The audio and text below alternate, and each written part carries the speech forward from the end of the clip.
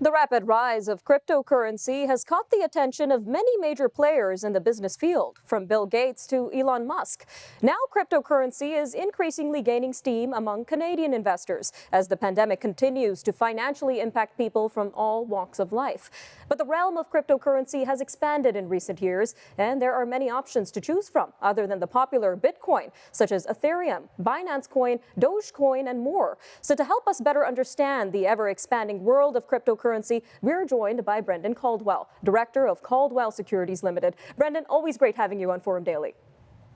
Thank you, Nima. Great to be here. So let's start with discussing what exactly cryptocurrency is and why is there so much excitement around it? Well, there's a lot of excitement for a lot of reasons. What it is are virtual currencies that are trackable using a technology called blockchain, such that you can track the movement of the currency from one owner to another. And it is currency that has a spin to it in that it's neither a physical thing like gold, nor is it a government issued currency like the loonie or the greenback or the yen or the pound. It is a currency that's made up really out of this blockchain mining process that came into being about a decade ago. That's really interesting, Brendan. Now, despite being virtual, are these considered real investments and do they have a place in investors' portfolios? Depends who you ask.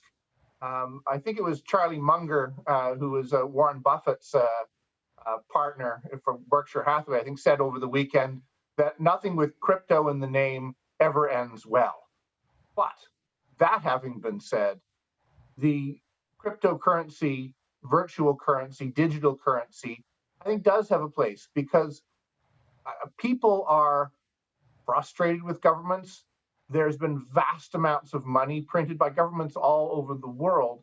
And anything, currency or any commodity, is really a matter of supply and demand. And with a vast supply of these fiat currencies, with these government currencies, something that has a controlled supply and that people are prepared to attach value to, like Bitcoin or Ethereum or these other virtual currencies, I think does have a place in people's portfolio.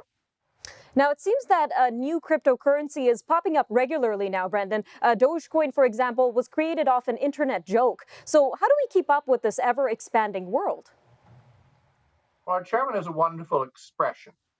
It's the second mouse that gets the cheese. Yes, Bitcoin was the first one to come into existence. Ethereum is coming on second. It's actually a Canadian invention. But I don't know that you have to get the newest and most novel. But having some exposure to this space, to this industry, I think makes sense. When you think about personal computers 40 years ago or the internet 20 or 30 years ago, people were wondering, well, what will it all mean? How will it all be? Maybe it's just a fad. I am reasonably confident that virtual currencies, cryptocurrencies, are not a fad. They are going to be a fact of life for investors and for transactions for many years and decades to come. We don't know exactly what it's going to look like, but having some participation in that, I think, is going to be better for investors than not having any. And what does all of this mean, the existence of these currencies? What does that mean for government-issued currencies like the Canadian dollar, for example?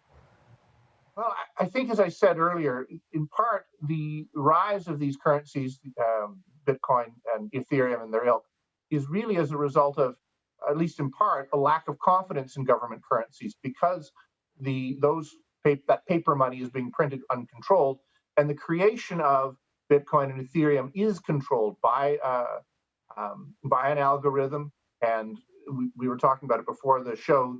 People actually mine for these, and they are produced on a measured basis, so that you know or have a better sense of what the value and the supply might be of those. So I still think government currencies will exist.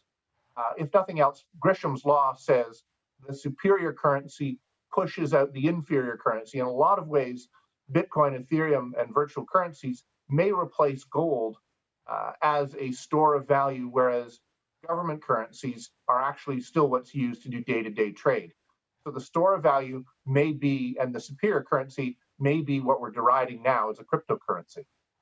Some really interesting points, Brendan. We'll definitely have to keep an eye on the world of cryptocurrency. Always great having you on Forum Daily, Brendan, and we'll see you again next week.